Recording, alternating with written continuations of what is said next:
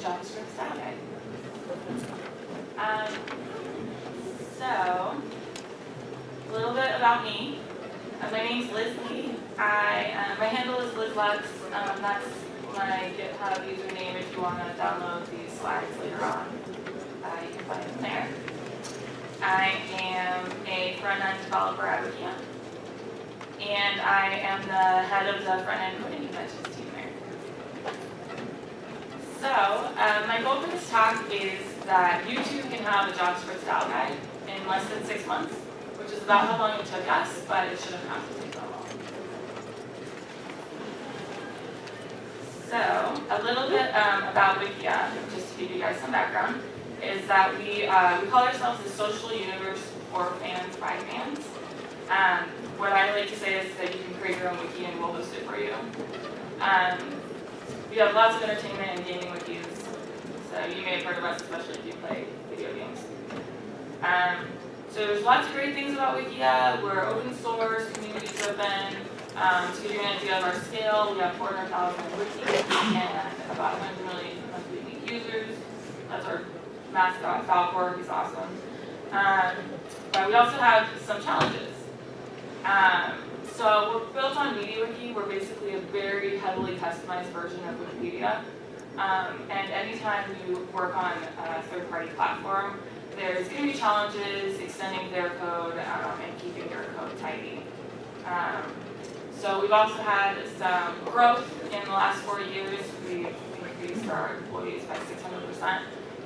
So anytime you have growth like that, it's difficult to maintain coding conventions from year to year if you don't have one set up already.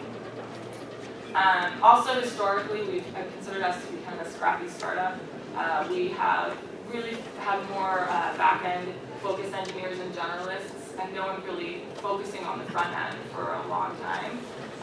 So there were lots of issues. We were having all of these long, drawn-out conversations without anywhere to point to that says, this is actually the way we write JavaScript here at Wikia.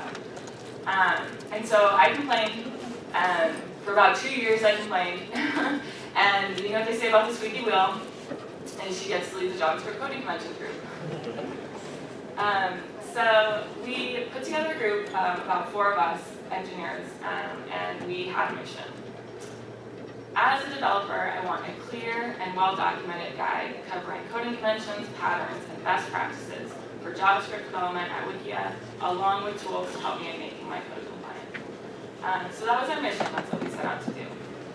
And in order to do that, I have found that we relied on these 3 key principles.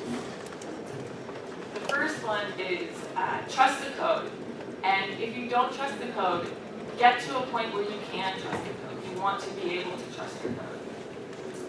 So here's an example of some untrustworthy code. Sorry, it's a little small. Basically, we're using jQuery in our stack. And what this code is doing is, if you're familiar with jQuery, you already probably know what's wrong with this code. But what it's doing is it's querying the DOM for an element with an ID of foo, and then it's adding a class of active. And then, once again, it's querying the DOM for an element with an ID of foo, and it's adding a with. And then, once again, querying the DOM for an element with an ID of foo, and triggering a click event. So, my mom has a term for this. She says, whoever wrote this code is unclear on the concept. So this is untrustworthy code. So one way that you can make it better, obviously, is you can cache your jQuery selector, and you can call your methods from that cached jQuery selector. So you're not querying the DOM multiple times. But of course, even better would be to take advantage of jQuery's method chaining. Query the DOM once and chain your methods. So the first example is untrustworthy code. The last example is when you see that, you can tell whoever wrote this code actually knew what they were doing. So this is an example of a code smell. If you haven't heard this term before, a code smell is a symptom of the source code of a program that possibly indicates a paper problem. Smelly code is the code that you look at and you say, oh, there's going to be bugs in this code. Whoever wrote this didn't know what they were doing. So building a style guide will help you get rid of these smells. Some smells include high conditional complexity, mixed match whitespace, long methods, long parameter lists, the type of stuff that you look at your code and you just say, this isn't good. And it also brings me to this concept of the broken windows effect. In civics, the broken windows effect is you go into a neighborhood and there's broken windows, there's garbage on the floor, maybe there's graffiti, and you get the feeling that the neighborhood hasn't been cared for. It's possible that the crime rates are higher. When you go into that neighborhood, I know none of us would do this, but one might be more inclined to throw their garbage on the ground because they see that other people have already done that. So the idea is that crime begets crime. And that translates to us as developers in that smelly code begets smelly code. So you want to make your code trustworthy so your code doesn't smell. So say you come back to your code base the next day and you see that somebody has gone in and diligently followed the patterns already set out by a previous developer. And they've once again queried the DOM for that element foo and added CSS and some text to it. This reminds me of a famous non-George Bush quote. Fool me once, shame on you. Fool me twice, shame on me. I got it right. So as leaders and concerned citizens, it's our responsibility to provide good tools to keep our machines well-oiled. So what do? We create rules. And this is an excerpt from our actual style guide. It's hosted on GitHub. You can go to it at any time. So this is the rule. Reduce the number of DOM queries by caching jQuery objects if the same object will be used more than once. Also, prefix jQuery objects with a variable of $. So as you can see, there's a bad example and a good example. So with this rule, we've actually gone a step further and said if you have a jQuery object, prefix it with a $. And so when a new developer is coming and looking at that code, they don't have to go back and see, oh, what kind of object is this? They'll see a $, and they'll know that it's a jQuery object, thus making their code more trustworthy. Another example of a code smell is this max parameters issue. I'm sure you guys have seen this before. You have a method and you have your parameters, and all of a sudden, so your method is make image, and now your product manager wants you to add an attribution to your image. So you have added by, you add that on to the end. And now it turns out that the width, height, border, and type, those were optional, but now you have to have your added by in there. And so you end up with this crazy system where you have to, I find myself going in and counting the quote, quote, quote, quote, quote, quote to make sure that I've lined up all of my parameters correctly. This is smelly code. What you can do to make it better is pass an option into your function. And then you can just pass in the parameters that you need. So we have gone in and made a rule. Functions should have no more than 4 parameters. If more than 4 are needed, create an object that contains the parameters and pass that object to the function. If you're ever doing a code review, all you have to do is link to this section of your style guide, and I guarantee you that developer will never make this mistake again. Okay, here's a fun one, var hoisting. Raise your hand if you know var hoisting enough that you feel you could explain it to a room full of people. Okay, come on, explain it. I'm just kidding, so don't.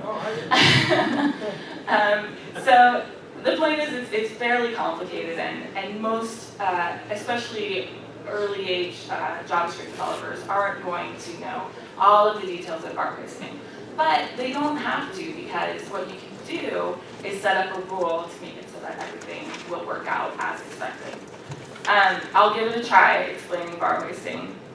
Basically what's happening in this function is you're defining your variable foo, and then you're entering your function scope of the function var. You're checking if not foo, set foo to 10, and then alert foo.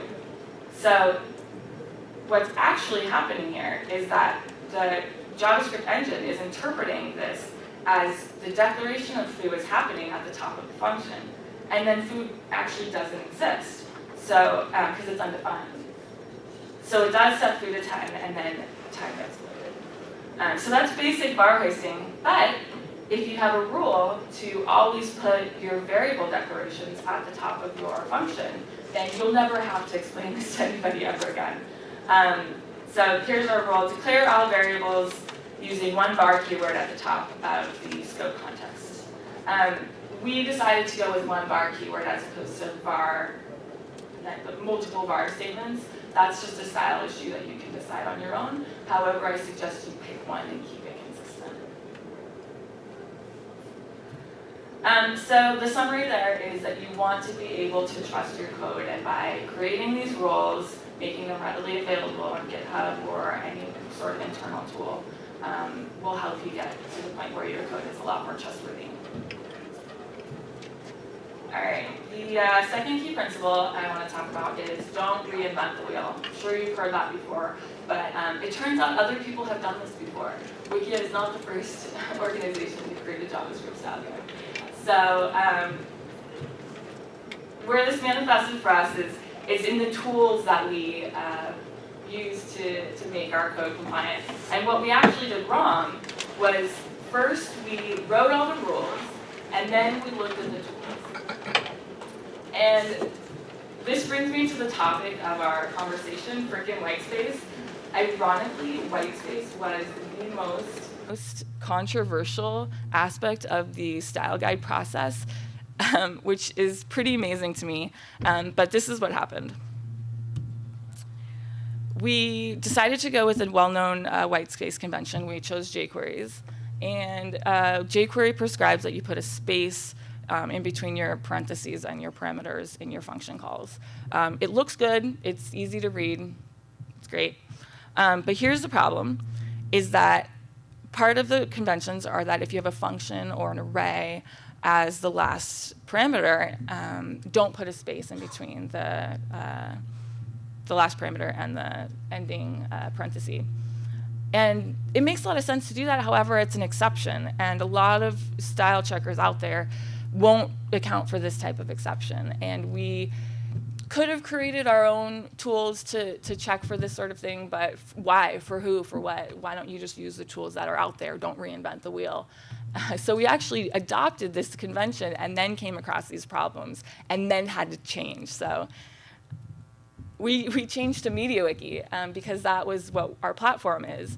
And MediaWiki didn't have that exception, which was nice. However, putting that extra space in there is actually super annoying if you've ever done it, and it doesn't look good. Also, there's an aspect of the MediaWiki coding convention where the accessing array items, you don't put a space in there, and JavaScript code sniffers they couldn't handle this case while you were also putting spaces in your function calls. There wasn't out there. So what we did was we found JSLint. And I'm being a little silly here by making it seem like it's a godsend, but it really is a great tool. We had passed up JSLint at first due to its strictness. I'm sure if you've heard of JSLint, you've heard that it's a very strict tool, but there are lots of great redeeming qualities. So just a little background about JSLint. It was created by Douglas Crockford in 2002. If you're unfamiliar with Douglas Crockford, he's the guy that discovered JSON. He didn't create it, but he created the spec. He says that JSON existed in the wild already. But at the time he was writing JSLint, it was 2002. It was the Wild West of JavaScript. Mozilla 1.1 had just come out. Netscape was still widely supported, and IE6 was the gold standard of browsers. So we were in need of a JavaScript style guide back then. So what he did was he separated his style guide into two sections, style rules and language rules. And this is actually what we did as well, because it makes a lot of sense. So style rules are rules that help us write easy to read, well-documented, and consistent code. And language rules have an actual impact on functionality. They can help prevent bugs and increase performance. So the way that Douglas Crockford went about setting up his JSLint style rules are that he made them work the way that we read English. So for example, a space goes after a comma or a colon, not before. Spaces, you put a space after keywords like if and while and for, so it reads like English. He also said no spaces between a function and the invoking parentheses, just so that you can couple those two items together so it makes sense logically when you look at it. And he actually used this example in one of his talks that I found very interesting, so I'm just going to shamelessly recreate it here. This is an example of the way that the Roman alphabet used to be before they introduced whitespace and punctuation. So I'll read this because I know it's hard to read. Back in the day, the Romans didn't use spaces or punctuation, and misunderstandings arose, so they had to introduce these conventions into their writing. Okay, so now I've put some spaces in there. Still kind of hard to read. The spaces don't mean anything. They're inconsistent. They actually don't help very much. So the whole point is that your spaces and your punctuation have to actually make sense and help the reader in understanding. So the second half of the conventions include language rules. And this is just a quote from Douglas Crockford. If there's a feature of a language that is sometimes problematic and it can be replaced with another feature that is more reliable, then always use that more reliable feature. A good example of this will be the var hoisting example that I used earlier. Due to JavaScript's eccentricities, there's issues can arise when you don't put your var statements at the top of your function scope. So that's just an example of a way to avoid bugs. Here's another one, this EQEQ rule, which is another wonderful thing about JavaScript. It's loosely typed. So if you have a Boolean check like foo equals 0, foo can actually be quote, quote, false, 0. You don't actually know what foo is. So if you put a strict type checking in there, foo equals 0, you actually know that foo is in fact an integer 0. So another thing about JSLint is that there was a study done on popular coding conventions based on the last 6 months of check-ins on open source repositories in GitHub. And the findings were very interesting. So they compared check-ins that put their commas last versus commas first. And it turns out that 93% of these check-ins put their commas last. And guess what? JSLint says to put your commas last. Oops. OK, spaces versus tabs for indentation purposes. It turns out that 80% of these check-ins used spaces. And guess what JSLint prescribes? Spaces. Oops, I keep pushing up, push down. OK. Functions followed by one space versus function followed by no space. 67% said functions followed by one space. Again, JSLint prescribes this. Another one, this is the one that we came across. Arguments defined with one space versus 0 spaces. 94% of these check-ins had no spaces in their argument lists. So that was pretty telling. Object literal definition types, you got the idea. 63% define their object literals with spaces following the colon. Same with conditional statements, putting a space after the if keyword. Also, JSLint prescribes this. It makes sense in English. OK, single versus double quotes. 56% prescribe single quotes and 43% prescribe double quotes. Which do you think JSLint prescribes? It actually doesn't specify, which I find interesting because this is the closest ratio out of any of these items surveyed. I have chosen single quotes, or our team chose single quotes because of the extra, well, you don't have to hit shift before your quote, which I would speculate others have decided too, which is why single quotes are slightly more popular. But I find it very telling that since JSLint doesn't prescribe this, the ratio is so much tighter. So JSLint is great. It's commonly used. It works. New employees might already be familiar with it. Some of the tools that I'll discuss later actually have configurations like JSLint happy. And there's also something called JS Hint, which is a fork of JSLint, which is actually what you should use instead of JSLint, and I'll get to that in a minute. So my third key principle is that programmers are lazy. Good programmers are anyway. And good lazy programmers are expensive, and we need to streamline their work environments. And we need to give them the tools to make sure that they don't have to worry about coding conventions all the time. They can just make them happen naturally. And so the tools that our organization decided upon are JS Hint, JS Beautify, and JSCS. And I will go over those in a minute. But the basic idea of this is that it should be harder for us to fail than to succeed. We should be able to run our tools in pre-commit hooks and use IDE plugins, use things that automatically update our whitespace for us, like JS Beautify. There's quality checkers like Code Climate and Plato. So these tools, JS Hint is a great one. It was created by Anton Kovalyev, and I'm sorry if I'm butchering that name, in 2010. It's a fork of JSLint, and it's a community-driven tool, so people can submit pull requests on GitHub, and it's far more configurable and more forgiving than JSLint.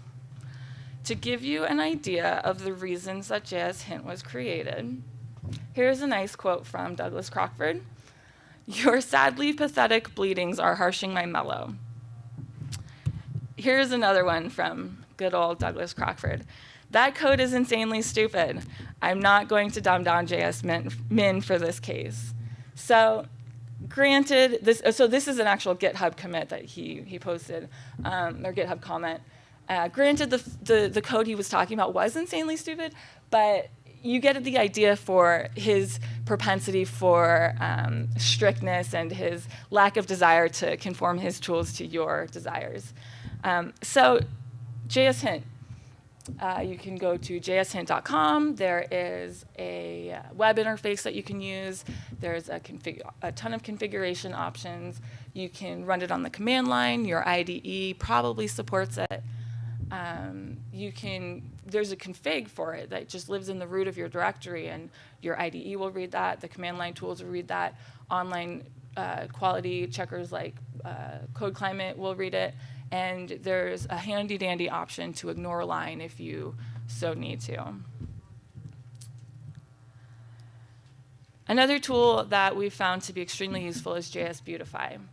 As I mentioned, our code base was a bit of a mess, and we also went back and forth with different coding conventions. So once we introduced JS Beautify and its JSLint happy parameter, all of our whitespace worries were gone. You could, every time anyone updated any legacy JavaScript file, all they had to do was run JS Beautify on it, and it would automatically conform to our whitespace conventions. Remember, developers are lazy. They need these tools. They don't want to be sitting there entering whitespace here and there.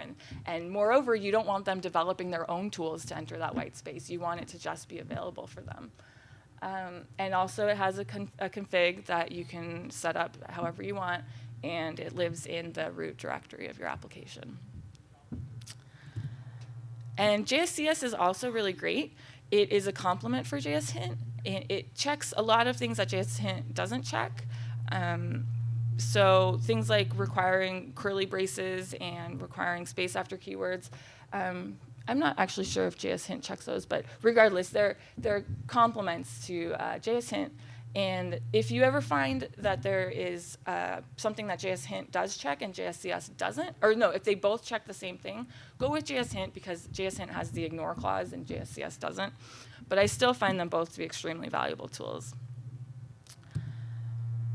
Code Climate is another really great tool. It's a hosted solution, and it gives you a grade for your code. And it will actually email me if anybody checks in code that is below a C or a D or a C.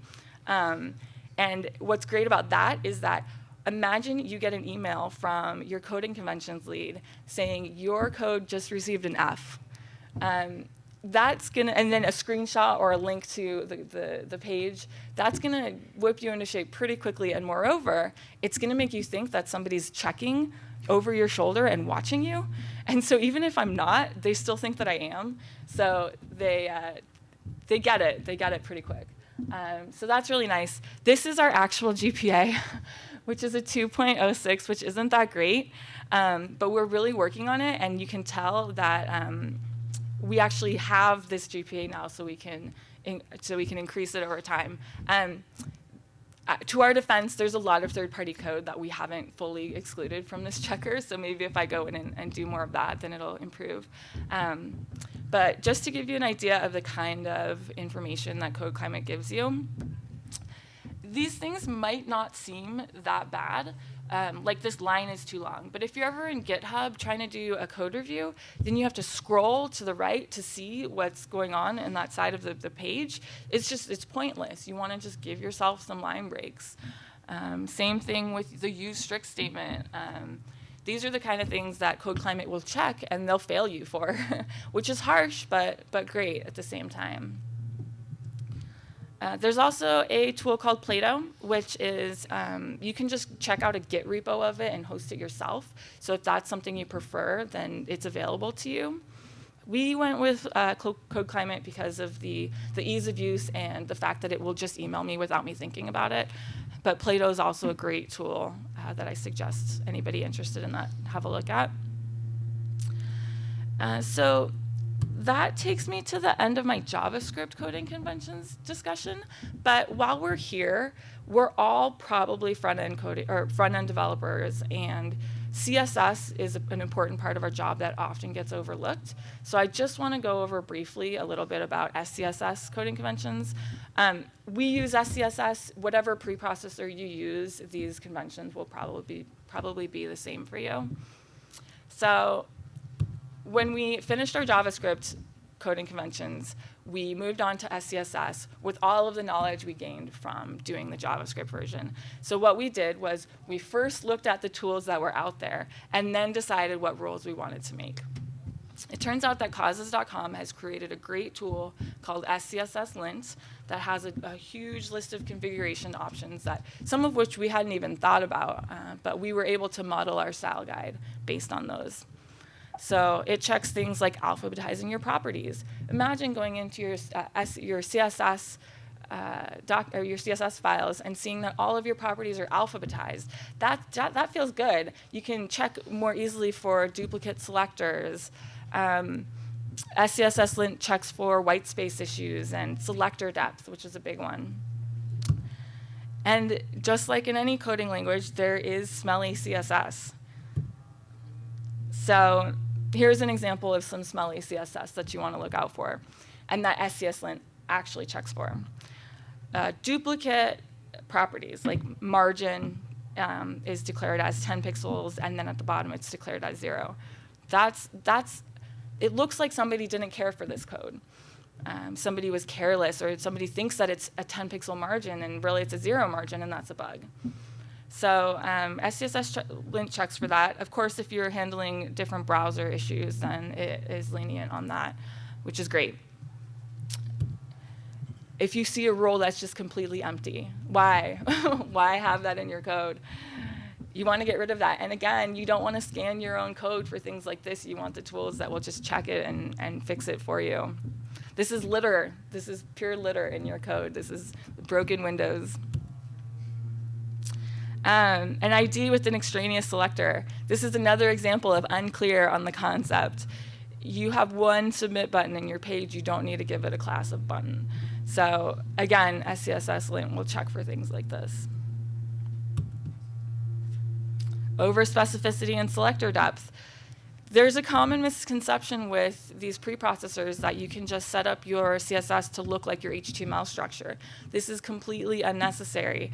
This wrapper inner UL, LI, submit button, that compiles down to what you see below, which is this crazy specific selector that you probably don't need. Probably all you need is .wrapper.submit button. So there's a rule about that, which is you should determine what level of selector depth you find to be reasonable in your code base. The default for SCSS lint is three selectors. We went with 4 just because we didn't want to kill ourselves with all of our legacy code. So we just went with 4, and it works out fine. It's way better than 5 or 6 or 7. There is also a really great tool called Analyze CSS that will analyze the output of your CSS, regardless of the preprocessor you use.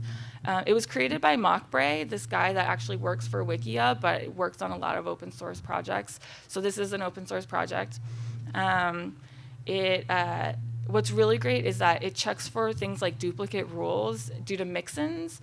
It can be hard sometimes managing a large code base with lots of mix-ins. You can find that rules get duplicated regardless of the care that you pay. So it's really great for managing these large code bases and checking for issues. So I just wanted to give you guys a list of resources that we found to be extremely useful. We looked at Google's style guide, at Airbnb's style guide, all of the Douglas Crockford resources. And like I said, you can check out this Git repository from my Git, and so you can have all of this available to you. There's some other resources like talks from Douglas Crockford that are always entertaining. And are there any questions? Yeah. So you were saying to run JS Beautify against legacy JS code? Yeah. What about what that'll do to your SVN history? Like it makes it hard to compare any changes you might have made post. Yeah, it does. I think it's an okay price to pay in the end. What we found that works well is that to actually do a separate commit for any style changes like this, so that whatever code work you're actually doing is separated, and that makes it a lot easier for code review to happen. So I've not done that before, and I have to find myself annotating my Git pull request and saying, this is the actual fix, and here, this is the actual fix, and amidst a sea of whitespace changes. So yeah, it does change your SVN history, but I think the quality is, the benefit outweighs the negative. Go ahead. Did you guys go through commenting the code? We did, yeah. We actually set up some rules about commenting. Basically, JS doc style comments above functions, and then inline comments everywhere else. So the only time we use /* is for a description of a function. And everywhere else, even if it is a multi-line comment, we decided that we want to just use // to denote that it's an inline comment. But so yeah, I highly recommend setting up comment rules as well. Did you, when you were looking at those popular code check-ins on GitHub, did any of the comments, did it come up with comments like what were more popular than others? It didn't. I didn't discuss comments. I actually went through all of the things that particular study looked into. Yeah. Yeah. What's up? As part of the slide, did you guys also look at the cyclomatic complexity of code and try to reduce it for multi-conditional codes? Absolutely, yeah. So we set, there's something called conditional complexity, and we set a rule regarding that. I believe it's something like 4, I don't think we went up to 5, but levels of complexity in your functions. Code Climate actually does do that, and it's possible that I think JS Hint also does that. I'd have to check, but Code Climate does, which is great. Yeah. Yeah, what's up? Regarding the JS Beautify and the SVN commit history and so on, you said a few benefits of it, drawbacks, and I mean, aside from just having clear white space, did you find any other benefits, like in terms of maintenance or anything like that? For me personally, when I'm searching through the code, sometimes I like to know the amount of white space that surrounds a keyword. If it's something like the word skin, and I'm looking for the word skin as a parameter. I can search for skin with Whitespace next to it versus skin without Whitespace next to it. So sometimes it's really helpful in that regard, but it really does boil down to the broken windows effect and just knowing that your code is going to be consistent. Yeah.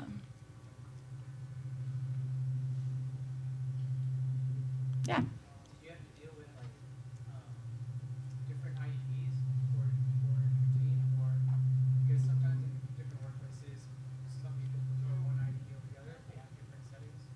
You guys do that? Yeah, so at my work, we mostly use PHP Storm because we're a PHP stack. And so one of the things that I did that was actually really helpful for people was I went in and set up my conventions in my IDE, and then I exported them so that they could just import them. So that was actually really nice. And then for any other IDEs, if there were people that could champion the cause for their different ones, but most of them do have these plugins for things like JS Hint, especially. So that's extremely helpful. Yeah. What about like file organization, like how to break down your JS into manageable files? Like, do you do it on a page basis, per component basis? Do you just throw it all in one giant file? You have to decide what works best for you. We use AMD, and so we use AMD. So every document that we have is one module, one AMD module. And so you can set up rules for things like lines of code, but that's not necessarily the best. But I do highly recommend you set up rules for what your company needs, and for the types of things to look out for. For instance, don't have a module that handles too many issues. We like to split our code via MVC, so we have views that, that are only concerned with display logic, and then controllers and routing and different things like that. So whatever makes sense for your company, I think it's important that you talk to your coworkers and find out what that is. Yeah. How do you manage external vendor files which might not be compliant with some of these style guides? Ignore directives. So JS Hint has a way that you can ignore whole directories. CodeClimate does as well. So yeah, ignore. Yeah, don't worry about those. Like I think that's bringing down our GPAs because I haven't fully ignored all the third-party code. But you absolutely do not want to update them because that'll be a nightmare for upgrading later on.